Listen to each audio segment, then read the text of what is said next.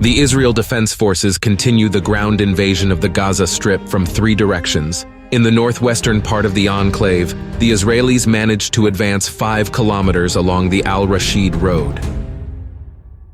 To the east, IDF units are fighting on the outskirts of the town of Beit Hanun. The Israelis are trying not to engage in protracted battles in urban areas and are operating in the open. Meanwhile, to the south, the Israelis were able to fight their way into the enclave for 6 kilometers and reach the Al-Rashid Road from the other side. Thus, the IDF are trying to cut off the capital of the enclave from the southern territories and physically block the city. The Israeli Air Force again struck in close proximity to Gaza hospitals. An ambulance was destroyed near Al-Shifa Hospital, again killing a large number of civilians.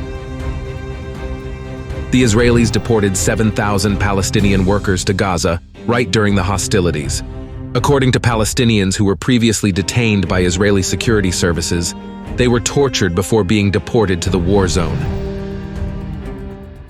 Palestinian militants, for their part, continue to shell Israeli towns. The strikes hit Beersheva, Elad, and small settlements along the border with the Gaza Strip. There were no casualties among civilians. Fighters of the Yemeni Shiite Ansar Allah movement again attempted to launch missile strikes on facilities in southern Israel. The targets this time were Eilat and Hatzerim Air Base, but apparently none of the shells reached the target. Violent clashes between Palestinians and Israeli forces continue throughout the West Bank. Violence has increased significantly in Jenin, with Israelis beating local residents and bulldozing streets and houses. Unmanned aerial vehicles are operating in the skies. A group of Palestinians attacked an Israeli army vehicle near kibbutz in Beit Lid. They succeeded in killing several IDF soldiers who had been ambushed. On the border with Lebanon, the situation has deteriorated significantly.